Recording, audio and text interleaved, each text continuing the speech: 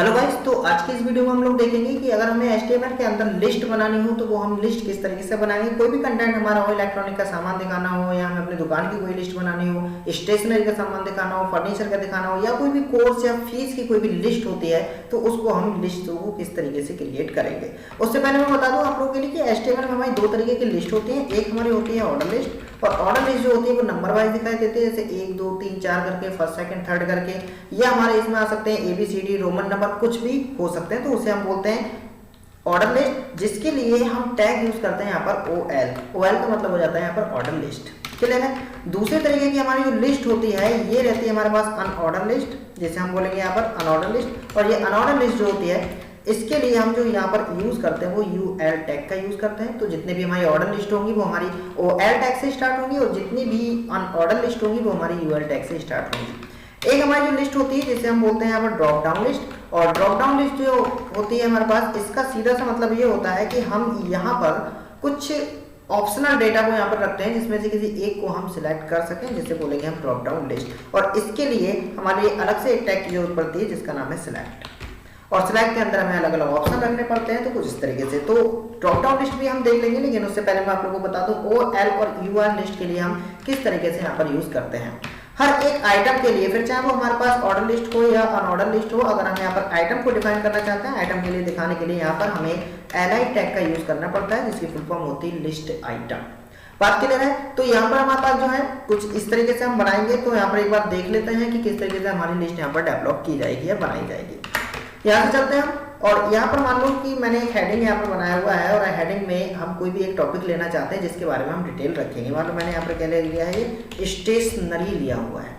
अब स्टेशनरी की बात करें तो स्टेशनरी के अंदर बहुत सारी चीजें आ जाती हैं, जैसे बुक्स हो गई, पेन हो गए, पेंसिल हो गए, है ना, इरेजर हो गई, शॉर्पनर हो गया, ऐसे बहुत सारे अलग अलग चीजें हमें देखने के लिए मिल जाते हैं, जिसमें हम कुछ आइटम्स को यहाँ पर देखने के लिए दिखाएंगे। यहाँ पर मैंने H1 के लिए क्लोज कर दिया। पहले एक बार मैं इसका आउटपुट देख लेता हूँ कि हमारा आउटपुट जो है उसका किस तरीके से हमें देखने को मिल रहा है। तो यहाँ पर देख सकते हैं स्टेशनरी जो है वो हमारा स्टेशनरी इस तरीके से लिख कर आ गया, जिसके अंदर यहाँ पर एक मैं HR डाल देता हूँ। HR डालने से क्या होता है, थोड़ा सा ये अच्छा लगेगा, और HR का यहाँ पर मतलब होता है हॉरिजॉन्टल रो। कंट्रोल ऐसे सेव करके यहाँ पर देखेंगे तो नीचे हमारी एक लाइन आ चुकी है। अच्छा, HR के अंदर भी हमारे कुछ एट्रीब्यूट्स होते हैं जिसमें हम कलर वगैरह इसका चेंज कर सकते हैं। तो मैंने इसका कलर जो है वो रेड डाल दिया है, जिससे कि HR के नीचे हमारा एक रेड कलर का दिखाई दे रहा है। स्टेशनरी के आइटम्स हम दिखाने वाले हैं। क्लियर है। अभी हमारे क्या करना है, अगर मैं यहाँ पर लिस्ट के सिर्फ आइटम बना लेता हूँ तो यहाँ पर मैंने लिखा है LI, और LI में यहाँ पर मैंने कुछ क्या कर दिया है, बुक्स कर दी, जिसमें LI के लिए मैंने क्लोज कर दिया है। ठीक है। इसी के लिए मैं यहाँ पर कॉपी करके हम पेस्ट कर देता हूँ, क्योंकि मुझे जितने भी आइटम्स लेने हैं मैं डायरेक्टली यहाँ पर पेस्ट कर दिए हैं मैंने। और यहाँ पर हम ले लेते हैं, अगर हमारी बुक्स हैं तो यहाँ पर सीधी सी बात है भाई, हमारी कॉपी भी हो सकती है, यहाँ पर हमारे रजिस्टर भी हो सकते हैं, यहाँ पर हमारे पेन, पेंसिल और जो भी मार्कर वगैरह हो सकते हैं। तो कोई भी सामान हमारा यहाँ पर देखने के लिए मिल सकता है। कंट्रोल S से अगर मैं अभी सेव करूं तो यहाँ पर हमारे सामने एक लिस्ट बनकर आ रही है, जो कि हमारी डॉट से रिप्रेजेंट की जा रही है, यानी कि बुलेट से रिप्रेजेंट की जाती है। इसे डिस्क का नाम दिया जाता है इसके अंदर, और ये हमारी एक अनऑर्डर लिस्ट है। लेकिन मुझे इसी को नंबर वाइज दिखाना है, यानी कि ऑर्डर में दिखाना है। तो ऑर्डर में दिखाने के लिए जहां से हमने ये लिस्ट के आइटम शुरू किए थे, यानी कि ये सारे, ठीक है, इन सारे आइटम्स को हमें किसके अंदर लेना पड़ेगा, इनको हम लेंगे UL के अंदर। जैसे ही मैंने इसको UL के अंदर लिया और लास्ट में जाके UL के लिए कर दिया क्लोज, तो ये क्या होगा, हमारा नंबर में ऑटोमेटिकली कन्वर्ट हो जाएगा। तो देख सकते हैं ये हमारे जो है स्टेशनरी के अंदर number 1 books, number 2 copy, number 3 register और नंबर 4 मार्कर यहाँ पर रिप्रेजेंट हो रहा है। यहाँ पर अगर बात करूँ टाइप अगर हमें बदलना है तो ये तो बाय डिफॉल्ट जो है हमारे नंबर आ जाते हैं। अगर मैं चाहता हूँ कि ये रोमन नंबर में है तो उसके लिए मुझे यहाँ पर टाइप एट्रीब्यूट का यूज करना पड़ेगा, जिसके अंदर मैंने वैल्यू रख दी है I जो है वो हमारे स्मॉल रोमन नंबर रहेंगे। तो यहाँ पर सेव करके देख सकते हैं 1 फर्स्ट सेकंड थर्ड 4 करके हमारे आ रहे हैं। अगर मुझे यहीं पर कुछ और भी प्रोडक्ट को बढ़ाने हो तो यहीं पर मैं LI बढ़ाऊंगा, नंबर ऑटोमेटिकली उसी में आ जाएगा। तो यहाँ पर मैंने मैंने पेन का ऑप्शन बढ़ाया हुआ है, जिसमें लिस्ट के लिए मैंने क्लोज किया। तो यहाँ पर देख सकते हैं जो हमारी 5वें नंबर पे लिस्ट आ चुकी है। तो इतनी बात क्लियर है कि हम टाइप के अंदर मैंने अगर कोई भी टाइप नहीं दिया था तो वो बाय डिफॉल्ट नंबर में आ रहा था, या मैं टाइप में नंबर दे दूं तो वो नंबर में ऑटोमेटिकली आ जाएगा। दूसरी कंडीशन है कि हमें यहीं पर अगर मुझे कैपिटल में चाहिए होता तो मैं कैपिटल I को प्रेस कर देता, कोई प्रॉब्लम नहीं है। तो यहाँ पर कैपिटल I आ जाएगा हमारा। और यहीं पर अगर हमारी ABCD चाहिए हो तो मैंने यहाँ पर स्मॉल A के लिए दिया है। तो यहाँ पर देख सकते हैं A book, B copy, C register, D marker और E पेन यहाँ पर रिप्रेजेंट होते हैं। या फिर मैं यहाँ पर कैपिटल A का भी यूज कर सकता हूँ। तो यहाँ पर मैंने क्या किया, यहाँ पर हमने कैपिटल ए का यूज़ किया हुआ है, जिसके लिए मैंने सेव कर दिया। और सेव करने के बाद यहाँ पर आएंगे हम, और इसके लिए एक बार हम चेक कर लेते हैं कि ये हमारा वर्क करेगा है या नहीं कर रहा है। सॉरी, वो डिलीट हो गया। एक मिनट में इसको ओपन कर लेता हूँ। फर्स्ट नाम की हमारी फाइल थी, तो यहाँ पर हम देख सकते हैं कि हमारा जो है वो कैपिटल ए बी से यहाँ पर शो हो रहा है। ये हमारी कोडिंग रही। क्लियर है। तो यहाँ पर हमने देखा कि टाइप OL के अंदर हमने यहाँ पर कितने टाइप देखे, ए है, ए टाइप ये वाला यूज कर सकते हैं, आई यूज कर सकते हैं, कैपिटल आई यूज कर सकते हैं, यहाँ 1 2 3 यूज कर सकते हैं। और ये जो हमारा 1 2 3 है ये हमारा बाय डिफॉल्ट वैल्यू भी मानी जाती है।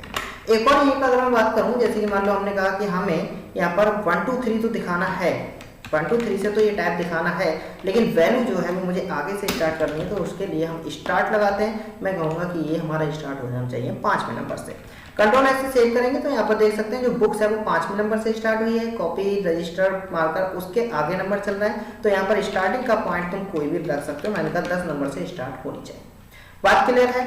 तो इस तरीके से हम इसके लिए कर सकते हैं। साथ में अगर मैंने यहाँ पर ABCD भी लिखा होता तो ए का अगर मैं 10 की बात करूँ तो हो जाता हमारा जे, और जे हमारा 10 से स्टार्ट होगा। तो यहाँ पर देख सकते हैं JKLMN करके हमारा ये स्टार्ट हो जाता है। तो ये तो बात करी मैंने ऑर्डर लिस्ट की कि ऑर्डर लिस्ट को हम किस तरीके से यूज कर सकते हैं। लेकिन अगर यही हमारा अनऑर्डर लिस्ट होता तो मैंने इसी को अनऑर्डर लिस्ट में कन्वर्ट किया, तो हमारा ये कुछ बुलेट्स में देखने के लिए मिल रहा है, जो कि हमारी डिफॉल्ट टाइप यहाँ पर रहता है। लेकिन अगर हम इसका भी टाइप बदलना चाहते हैं तो उसके लिए भी मैंने टाइप फंक्शन लगाया हुआ है, यानी टाइप एट्रीब्यूट। और टाइप एट्रीब्यूट के अंदर अगर मैंने यहाँ पर बताया स्क्वायर क्या होगा, ये हमारा कुछ इस तरीके से रिप्रेजेंट होगा। तो देख सकते हैं जो बुलेट्स थी वो हमारी स्क्वायर में कन्वर्ट हो चुकी हैं। साथ में यहाँ पर हम स्क्वायर की जगह पर यूज कर सकते हैं सर्कल का। तो यहाँ पर मैंने सर्कल लिखा हुआ है, और सर्कल में हमारा जो है वो कुछ इस तरीके से दिखाई दे रहा है। अगर ये हमारा नेस्टेड लिस्ट को बनाया गया होता तो ये सर्कल बाय डिफॉल्ट आता है। और अगर नेस्टेड के अंदर भी एक और लिस्ट को मैं बना दूं, यानी लिस्ट के अंदर लिस्ट और उसके भी अंदर लिस्ट, तो स्क्वायर हमारी बाय डिफॉल्ट वैल्यू मानी जाएगी। क्लियर है। यहाँ पर हमने किया, अगर मैंने इसकी जगह पर यूज किया है ये डिस्क, तो ये जो डिस्क है ये हमारा बाय डिफॉल्ट माना जाता है, जो कि मैं यहाँ पर डिस्क देकर भी यहाँ पर इसको यूज कर सकता हूँ। तो यहाँ से मैंने देखा कि हम ऑर्डर लिस्ट को बना सकते हैं और अनऑर्डर लिस्ट के लिए बना सकते हैं, जिसके मैंने अलग अलग आप लोगों के लिए एट्रीब्यूट्स बताए हैं।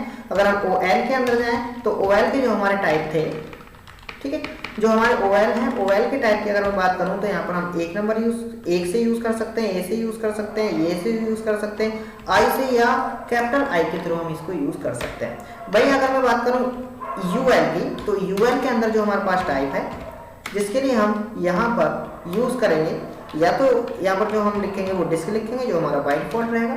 दूसरे नंबर पर आता है हमारे पास स्क्वायर, तो हम स्क्वायर यूज कर सकते हैं, या तीसरे नंबर पर हम सर्कल को भी यहाँ पर यूज कर सकते हैं। क्लियर है। तो ये हमारी वीडियो थी जिसमें मैंने बताया कि ऑर्डर लिस्ट और अनऑर्डर लिस्ट को हम किस तरीके से बना सकते हैं। अभी मैं इसी में आप लोगों के लिए बता सकता हूं कि अगर ये ऑप्शनल रखा जाए, जिसमें हम इस तरीके से यूज ना करके मैं सीधे इसको ऑप्शनल में बदलने जा रहा हूँ। क्लियर। तो यहाँ से मैंने इसके लिए हटा दिया है। अभी हम इसको सेव कर देते हैं। अभी हमारा सिर्फ स्टेशनरी बचा है, जिसके अंदर मुझे सिलेक्ट करना है। सिलेक्ट के लिए सबसे पहले हम यहाँ पर लगाते हैं सिलेक्ट टैग, और सिलेक्ट टैग के अंदर यानी मुझे किन किन चीजों को सिलेक्ट करना है वो सब क्या माने जाएंगे, वो हमारे ऑप्शन माने जाएंगे कि हमें इस ऑप्शन को सिलेक्ट करना है, इस ऑप्शन को सिलेक्ट करना है। उसके लिए मैंने यहाँ पर जो टैग दिया है वो भी दे दिया है ऑप्शन, और यहाँ से ऑप्शन के लिए हम क्लोज कर देते हैं। क्लियर है। यहाँ पर मैंने क्या कर दी, पहला ऑप्शन क्या दे दिया यहाँ पर बुक्स। पहला ऑप्शन क्या हो गया हमारा बुक्स। इसी को लेकर मैंने कॉपी किया और यहाँ पर हम इसके लिए पेस्ट कर देते हैं। मुझे मान लो 5 ऑप्शन को रखना है, तो बुक्स की जगह पर अभी मैं क्या कर देता हूँ, यहाँ पर कॉपी कर देता हूँ। कॉपी की जगह पर मैंने यहाँ पर क्या कर दिया है, रजिस्टर कर दिया है। रजिस्टर की जगह पर और बाकी मैं यहाँ पर कर देता हूँ, यहाँ पर पेन मैंने लिया हुआ था, और यहाँ पर हम लोग कर देते हैं मार्कर। तो अभी स्टेशनरी के अंदर इतना सारा सामान है। तो यहाँ पर अगर हम बात करें तो यहाँ पर देख सकते हैं एक बुक्स का ऑप्शन आ रहा है। ये लिस्ट हमारी बनकर तैयार हो गई है। अगर मैं यहाँ पर माउस से क्लिक करता हूँ तो जैसे हमने क्लिक किया तो उसके अंदर ये सारे ऑप्शन आ रहे हैं, जिसमें से मैं किसी भी एक के लिए यहाँ पर सिलेक्ट कर सकता हूँ। अभी जो यहाँ पर बाय डिफॉल्ट हमारे पास आ रहा है, तो बाय डिफॉल्ट आने का मतलब ये है कि भाई बाय डिफॉल्ट सबसे पहले हमारा बुक उसमें बाय डिफॉल्ट सिलेक्ट है। लेकिन अगर आप तो यहाँ पर दिखाना चाहते हो कि मैं यहाँ पर दिखाना चाहूँ कि चूज योर ऑप्शन या कोई ऐसा ऑप्शन हम डालना चाहते हैं सिलेक्ट ऑप्शन करके, तो यहाँ पर भी मैं एक ऑप्शन के अंदर उसके लिए ले लूँगा, जिसमें मैंने किया है सिलेक्ट ऑप्शन। सिलेक्ट ऑप्शन में जाकर यहाँ पर चेक करेंगे तो यहाँ पर देख सकते हैं सिलेक्ट ऑप्शन आ रहा है, और जैसे ही हम यहाँ पर सिलेक्ट ऑप्शन पर क्लिक करते हैं तो उसके अंदर एक ड्रॉप डाउन लिस्ट आती है, जिसमें से हम किसी भी एक स्टेशनरी को सिलेक्ट कर सकते हैं। क्लियर है। तो आज की इस वीडियो में हमने देखा कि ऑर्डर लिस्ट, अनऑर्डर लिस्ट किस तरीके से बना सकते हैं, उसके टाइप क्या होते हैं, उसके एट्रीब्यूट्स क्या होते हैं, और साथ में हमने ड्रॉप डाउन लिस्ट देखा उसको हम किस तरीके से यूज कर सकते हैं। आज की इस वीडियो में इतना ही, बाकी मिलते हैं हम अगली वीडियो में।